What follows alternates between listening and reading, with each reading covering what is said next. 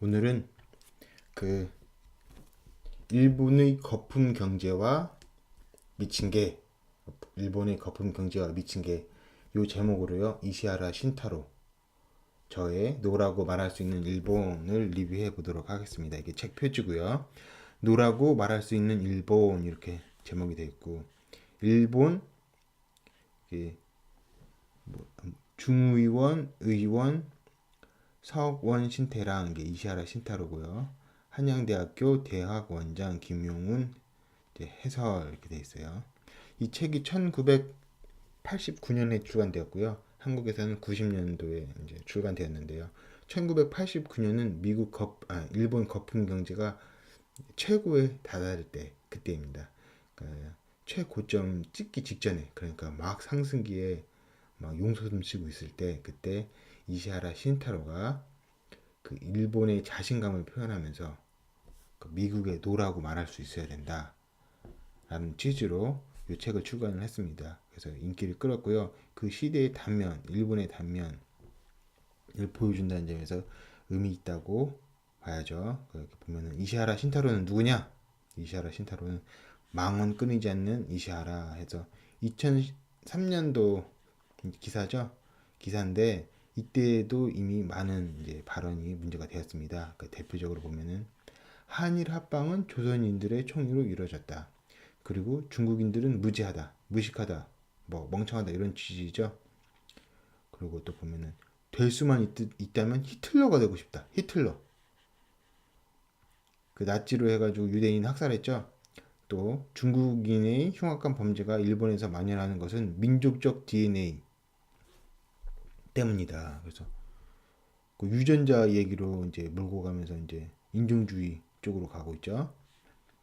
그 요거 홀로코스터의 뭐 이론적 근거라고도 할 수 있는 그런 방향이죠. 그 천지지변이 발생하면은 외국인들이 폭동을 일으킬지 모른다. 불법 체류자는 제3국인. 요 제3국인은 이제 여기에 한국인 이제 포함됩니다. 일본 사람 입장에서는 조선인 이렇게 표현하죠. 그런데 이제 이 이시하라 신타로의 요 표현, 노라고 말할 수 있는 일본 요 표현은요. 이시하라 신타로가 작가 출신이거든요. 정치인이지만 나중에 도쿄 도지사 하는 정치인이고 도쿄 도지사도 많이 해요. 오래 해요. 여러 번 해요. 하지만은 이 작가의 어떤 재능 그 면은 있기 때문에 이 표현 노라고 말할 수 있는 일본이라는 이 표현이 그 널리 회자돼요. 그래서 거의 이제 관용적으로 이제 관용어를 만들었다라고 할 수도 있어요. 그래서 여러 정치인들이 약간은 다른 맥락이겠지만 이 표현을 차용하고 있습니다. 그래서 문재인 지금 대통령이죠. 이게 말하고 그 하고 미국의 노라고 말할 수 있어야 이렇게 했죠. 이렇게 이제 다른 맥락이긴 하겠지만은 미국의 노라고 말할 수 있어야 이 표현이 다른 정치인들도 사용 응용할 만큼 좋은 표현이다. 자극적이고 사람들이 와닿는 표현이다. 그래서 관용적으로 굳어졌다. 그 정도는 이제 인정할 수 있어야겠죠.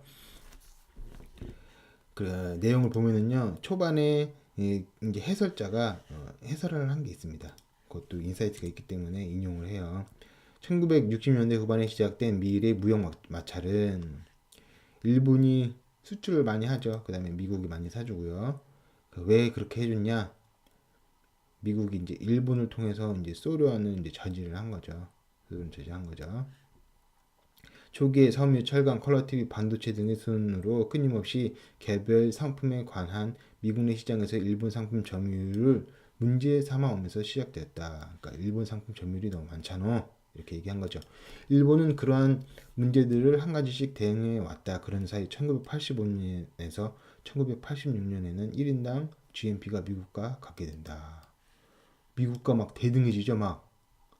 그러니까 우리가 이제 이만큼 잘 살리니까 미국도 별거 아니네 이렇게 얘기하면서 좀 미국한테 노라고 해볼까 이렇게 얘기하는 거죠. 얘기하는 거죠.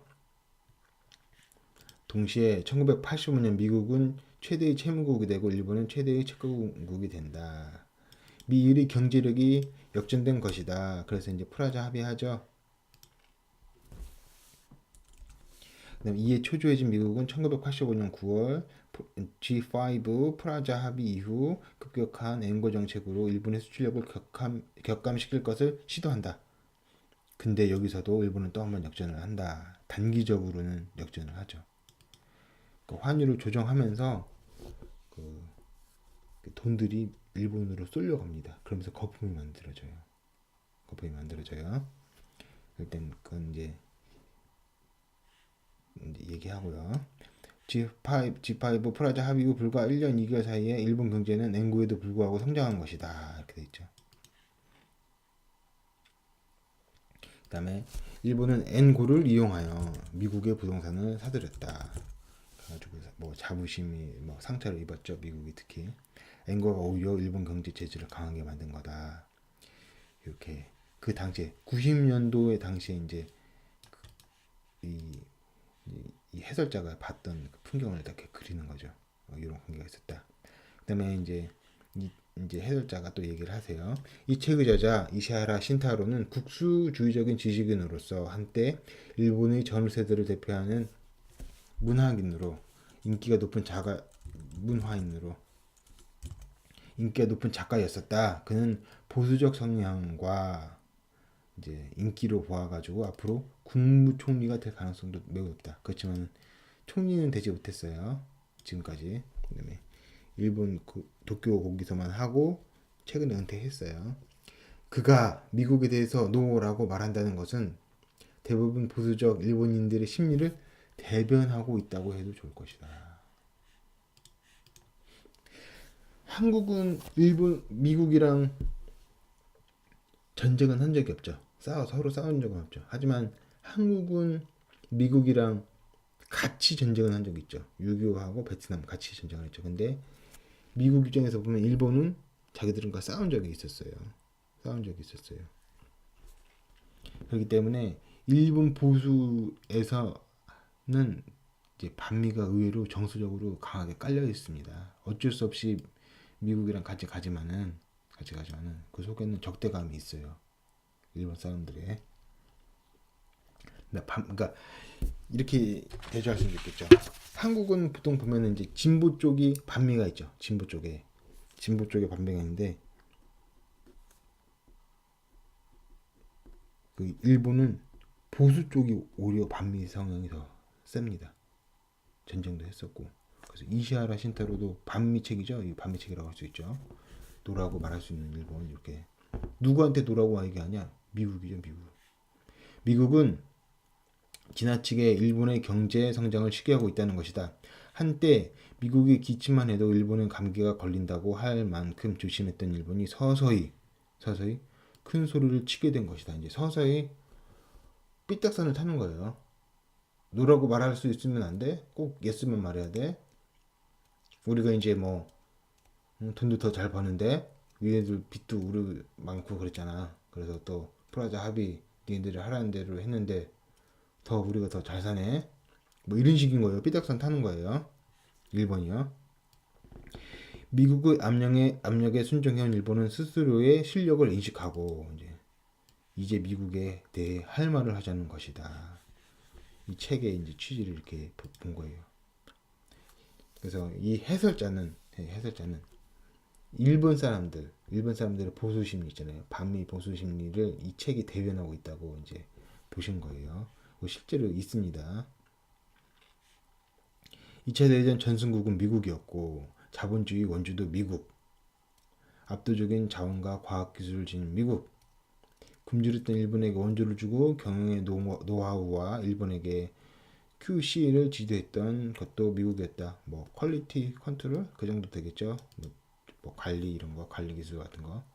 그동안 미국 일본들을 국시로 삼고 예만 해온 일본이 도리어 태도를 바꾸어 미국에 대들기 시작한 것이다. 그래서 이 책이 일본이 미국을 대드는 거다 이렇게 본 거죠.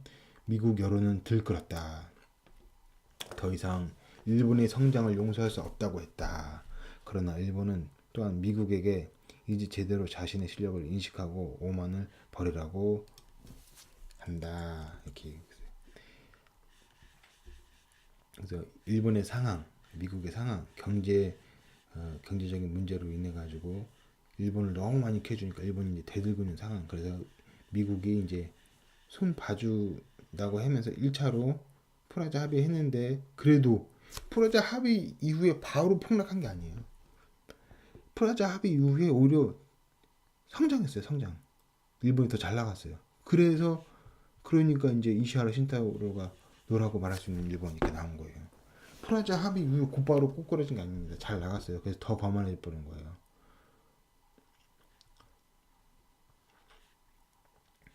일본에게 있어서 미국은 항상 잠재적인 경쟁 상대였었다. 경쟁 의식은 배타적이며 그것에 이기적인 의식이 가미되면 외부에 대한 가학으로 나타난다. 그러면서 뭐 사회 심리학적으로 막 얘기를 하세요. 일종의 메조키즘과 세디즘적인 구조이다. 가학증, 피학증 그런 거죠. 한때는 순종하면서도 경쟁 의식은 살아 있었다. 미국은 일본인의 겉만 보았으며 무의식에 잠재한 경쟁 심리를 이해 못했다. 그래서 일본 사람들 보면 싹싹하다고 딱 느끼죠. 하이 딱 하면서 이게 싹싹하고 깔끔하다 그렇게 하지만 그 배후에 경쟁 심리가 있고 그 경쟁 심리가 표출된 거. 아 이제 우리가 더 잘 살아. 니네 이제 우리한테 빚 더 많이 줬어. 그렇게 표현한 게 이제 요 책이라는 거죠. 이제 또 보면요. 일본이 최대 경제 대국이 된 이후에는 문제가 생긴다. 그러면서 일본의 특성을 설명을 하세요. 일본은 남의 밑에서 위를 섬기는데 매우 철저하게 우수하다. 보통 이제 느낄 때 여행 가면 싹싹하다고 느끼죠. 그러나 일단 위에 오르게 되면 보편 철학이 없으므로 헤매게 된다. 철학이 없다. 그래서 강자 논리가 굉장히 강하다는 걸 느끼죠. 강자 논리가.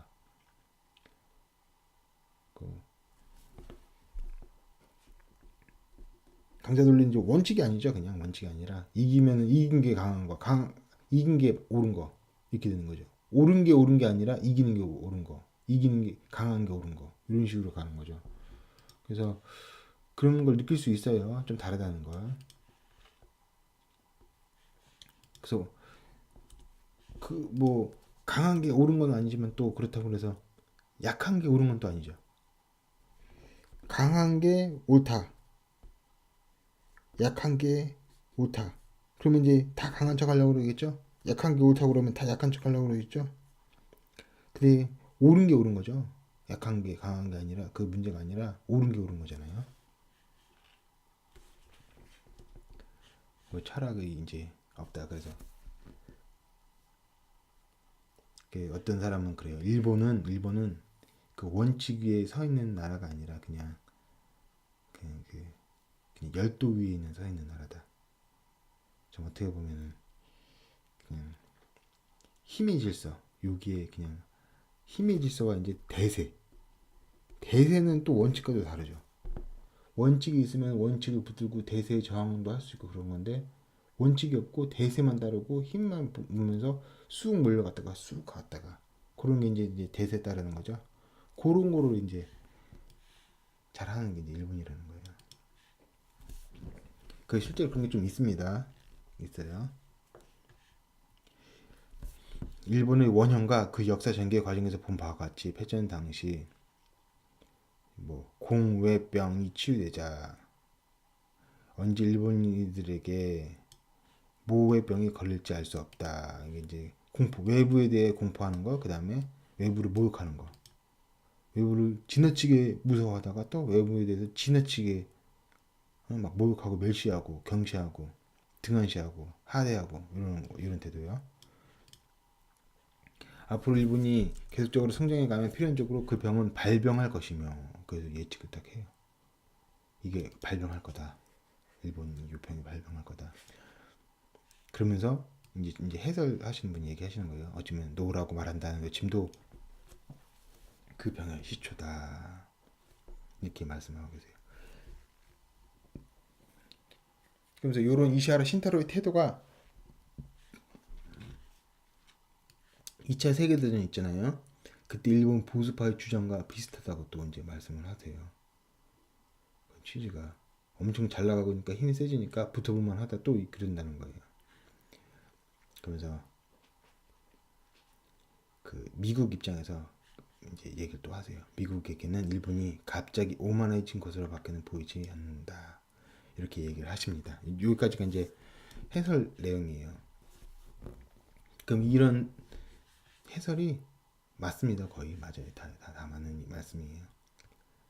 그래서 미국 입장에서는 일본 다 키워주고 업어주고 전쟁에서 이제 패했지만은 소련 그거 남아가는 거 막으면서 퍼주고 했는데 이제 오만해져가지고 이제 덤벼드네 이런 생각이 든다는 거예요. 근데 그런 와중에서 프라자 합의를 했는데 일본이 또 성장을 하고 있는 거예요. 그러니까 이제 이시하라 신타로 입장에서는 미국이 뭐 우리 또 때리는데도 우리 또 잘 나가네 이렇게 되는 거예요. 그래서 더 오만해지는 거죠. 그러면서 어떤 식으로까지 표현을 하냐? 군사력도 이제 뭐 앞선다 이쪽으로까지 막 얘기를 하고 있는 거예요. 일본이요. 이시하라 신타고가 특히 요컨대 일본의 반도체를 사용하지 않고서는 정밀도를 보장할 수가 없게 되었다. 군비를 확충을 지속하려고 해도 일본이 칩 한 배를 중지한다면 어쩔 수 없는 지경에 이르게 된다. 가령 일본이 반도체를 소련에 팔지 않는다면은 그것만으로 군사력의 균형은 뒤집어질 것이다. 뭐 이렇게 얘기하면서 자기들이 반도체를 잘 만들어서 요것 때문에 군사력도 뒤집어질 수 있다 이런 식으로까지 얘기해요. 그러면서 이제 인종주의 얘기를 또 하는데 좀 인상 깊은 내용이 있어요. 백인들이 이제 일본을 되게 시샘하고 있다는 거예요. 미국이. 그러면서 그 인종주의가 그 원인이라고 해요. 근데 망치는 몸만 보이죠? 망치는 몸만 보이니까 그쪽으로만 이제 보는 거예요. 아마 백인들에게 근대를 구축한 것은 유럽, 미국 인종이다라는 자부심이 상당히 심층에 뿌리 내리고 있는 것으로 보인다. 필자는 그들에게 다음과 같이 말했다. 그다음에 이 사람들한테 이제 이시하라 신타로가 말했다는 거예요.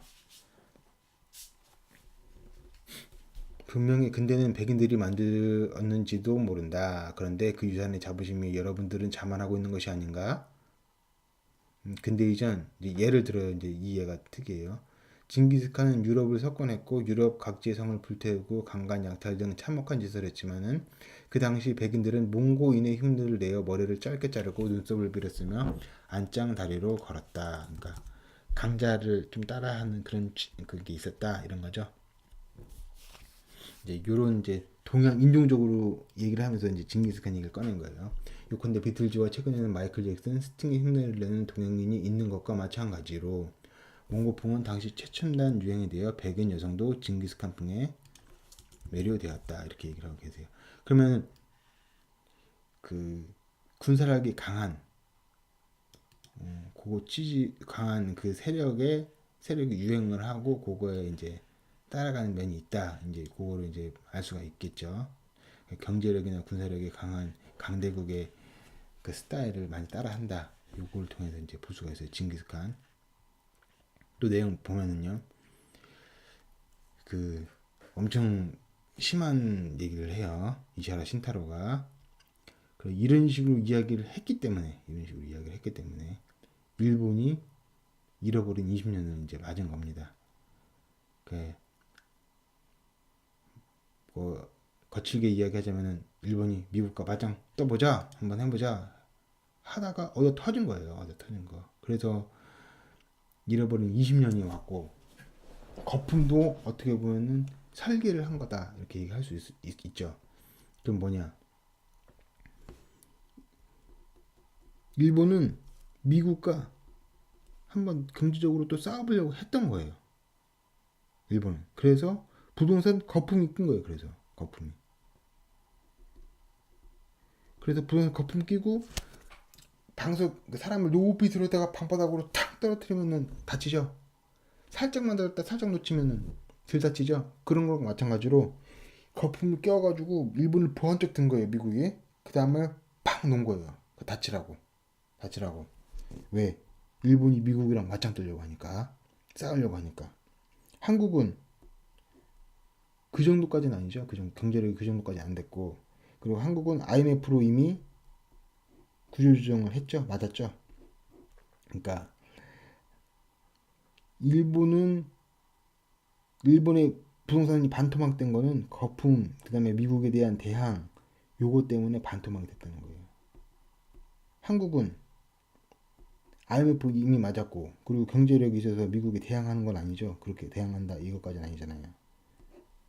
그러니까 한국과 일본은 다르다는 거예요. 그런데 굳이 많은 예가 있는데 일본 예만 딱 꺼내서 한국이 일본처럼 부동산 반토막 된다 이렇게 얘기하고 있죠. 이런 거 한국에 이시하라 신사로 같은 사람 있습니까? 없잖아요. 없죠. 이게 맥락적으로 다 다른데 한국이랑 일본이랑 그냥 옆나라라고 그래가지고 일본처럼 부동산이 반토막 된다 이렇게 얘기하고 있는 거예요. 일본이 부동산이 반토막 된 거는 반토막 되기 그 전에 이미 거품이 많이 껴있어서 반토막이 된 거예요. 한국은 그렇게까지는 아니잖아요. 그렇죠? 몇 년 사이에 3배, 4배가 됐어요. 일본은. 한국은 그 정도까지 아니죠. 그 다음에 이제 이시하라 신타라가 얼마나 심한 얘기를 하냐. 미국은 미일 안보적으로 일본을 지켜주고 있다는 의식이 있는지 모르지만 이것은 집 지키는 개가 미친 개가 된 것이라고 볼 수 있다. 미국을 미친 개, 집 지키는 개라고 표현을 했어요. 이시하라 신타로가. 그리고 집 지키는 개라는 표현은 원래 이미 표현한 적이 있어요. 집 지키는 개라는 표현은 전 자민당 부총재인 시이나 에스사부로 씨가 외무상 시절에 미국을 집 지키는 개라고 표현하는 것을 생각하고 사용하였다. 이것을 차용해서 응용을 해가지고 미친 개라고까지 표현한 거예요. 미친 개. 이 어떤 표현이냐면은 그 미국이 거기서 군사 훈련을 하는데 그 훈련이 부당하다. 이 취지로 이제 개가 집만 지켜야 되는데 미친 개가 돼가지고 우리까지 물려오른다. 이런 취지인 거예요. 심하죠. 심하죠. 이런 말 정도의 문제로 비난한다면은 분명히 미국을 향해 노 아니야 라며 나무래야 된다. 해야 할 때 분명히 노라고 하지 못한다면 무시당하며 더욱이 그들의 인종적 편견을 조장하게 될 것이다. 인종편견으로 오라가 인종편견. 이때 일본인은 자신들의 미국을 필사적으로 지켜줘야 할 존재가 되었다는 사실을 알아야 한다. 이제 반도체 얘기하고 이제 침소 붕대 한다고 할 수 있습니다. 오히려 미국인 쪽에서 그것을 알아야 한다. 이것이 오늘날의 미일 관계다. 이제 힘이 우리가 더 세지고 있다. 이런 취지예요. 이런 취지로 가니까 이런 취지가 계속 정세에 일본 보수 기본적으로 세팅되어 있으니까 싹싹한 줄 알고 착한 줄 알았는데 안보는 무임승차하고 뭐 일본 이제 군대가 없는 거죠. 군대가 없으면서 이제 경제 성장에 매진을 한 거예요. 위탁을 한 거죠. 돈을 안 쓰고 미국 보고 지키라고 한다. 이런 취지인 거예요, 거의. 그리고 자기들은 이제 미국 입장에서는 이제는 이제 돈 좀 벌었다고 이제 삐딱선 타고 그러네. 이렇게 얘기를 하는 거죠. 그러니까 미국이 프라자 합의하고 뭐 하고 하면서 좀 바르게 한 거죠. 바르게 한 거죠. 미국은 작년 1988년부터 일본에 대해 새로운 위협을 가하고 있다. 소련보다 일본을 두드리면 표가 나온다는 사정도 있겠지만 이상할 정도로 일본에 대한 히스테릭한 발언을 지속해왔다. 그래서 일본을 두드린다 배싱이라고 그러죠. 그러면 이때도 이제 일본 배싱이 있었다는 거죠. 미국 사람들이 야 일본이 돈 많이 벌어가지고 우리 땅 다 샀는데야. 그리고 최근에는 또 이제 이 책이 나온 이후에는 뭐 아니라고도 할 수 있대 노라고도 한데 이렇게 하니까 미국 사람들은 어떻게 생각하냐. 일본은 이제 두드리죠. 일본 차 부시고 카세트 부시고. 그 최근에 중국이랑 비슷하죠. 중국. 트럼프도 이제 중국을 때리면서 표를 이제 얻은 거죠. 그래서 일본 다음 타겟은 중국이 될 가능성이 있고 일본은 이제 환율 갖고 이제 당했다 이렇게 표현할 수 있는데요. 요거 때문에 중국은 환율 문제에 대해서 나름대로 방어 전략을 짜겠죠. 그러면 또 미국은 다른 방식으로 중국이 거만하게 나온다면은 중국을 이제 다르게 이제 조정할 수 있겠죠. 알겠죠? 왜 그러냐? 왜 그러냐? 기본적으로 힘을 체킹을 할 때 위치죠. 위치. 지정학 위치. 위치가 중요한데 미국은 좌우에 거대한 해저가 있어요. 대서양, 태평양. 위아래도 그렇게 큰 위협국이 없어요. 캐나다도 이제 친하고 멕시코도 이제 친한 편이고 요새는 좀 안 좋지만 그리고 멕시코라고 하더라도 미국에 위협될 정도는 아니고 그래서 지정학적으로 미국은 유리한 거예요. 그래서 똑같이 시작을 해도 미국이 더 유리합니다. 똑같은 시작이라고 해더라도. 근데 중국에는 위에 러시아가 있죠. 러시아랑 옛날에 중국이랑 사이 안 좋았죠. 그리고 일본은 옛날에 중국을 침략한 적이 있죠. 그리고 신장 위구르 이쪽에서는 독립운동 또 하고요. 그리고 아래 인도도 또 이제 중국이랑 사이가 안 좋죠. 그래서 여러 위협국이 중국은 둘러싸고 있어요. 그래서 지정학적으로 중국은 불리한 거예요. 그래서 힘이 미국 쪽으로 더 유리할 수밖에 없는 상황인 거예요. 그래서 여러 수단을 가지고 미국은 중국을 이제 조정할 거라고 봅니다. 이제 왜냐 중국이 좀 오만하게 나온다면 그래서 이제 테스트하고 있죠. 최근 북한으로 그 북한 문제 갖고 또 미국 입장에서 트럼프 입장에서 중국을 이제 시험할 수가 있어요. 그런 가운데 이제 또 이제 예를 들어 이시라 신타로가 그때 상황을 이제 보여주는 단면이죠.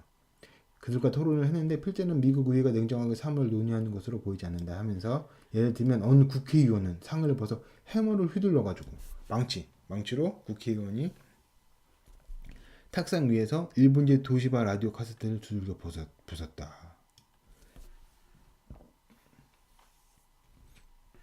이제 일본 때리기에 이제 그 정서를 이제 대변하는 거죠. 이 국회의원이. 그죠? 이런 정서가 있었던 거예요. 미국한테. 현재 일본은 이제 또 이제 다른 측면인데 인사이트가 있는 부분이에요.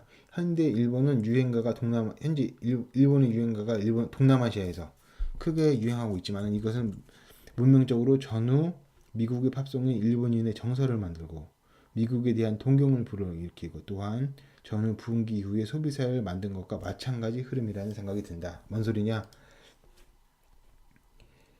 이제 한국 K-팝 요 측면에서 한국의 이제 경제 성장이 되니까 동남아시아에서 또 인기 있죠. 그리고 요새 방탄소년단 또 미국에서 인기가 있잖아요. 그래서 한국의 그 문화라고 할까? 요것이 이제 어떤 동경을 불러일으켜가지고 한국의 이제 제품 소비로 이어질 수 있다. 요 단초에서 이제 읽을 수가 있는 거죠. 단순히 한국 노래 그냥 한국 노래 끝 이게 아니라 한국 노래 때문에 한국에서 오고 관광 수입 늘고 또 한국 제품도 더 멋있어 보이고 그래서 한국 제품 더 사고 요렇게 될 수 있다는 거예요. 그래서 한류 이 부분도 이제 중요하다. 요거를 이제 행간에서 읽을 수 있다 이렇게 할 수 있고요. 결론을 내면은 일본은 미국과 세게 붙으려고 했기 때문에 그리고 미국은 여기서 봤듯이 미친 개라고 표현할 정도로 경쟁 의식을 갖고 있었기 때문에 미국에 의해 거품을 조장당하고 거품이 꺼지면서 부동산이 반토막됐다. 한국과 일본은 다르다. 이렇게 될 수 있겠습니다. 일본의 이제 거품 경제 취지와 미국이 일본을 바라보는 그 시각에 대해서 좀 느낄 수 있죠. 그래서 일본 경제 부동산이 반토막된 거랑 한국 부동산 반토막된 거가 그대로 적용되는 건 아닙니다. 그리고 뭐 그렇다고 하더라도 한국은 IMF 다 맞았기 때문에 다 백신 예방이 된 거죠. 그렇게 봐야 되겠죠. 재밌었으면 좋겠어요. 저는 이제 재밌었는데. 그러면 이상입니다. 감사합니다.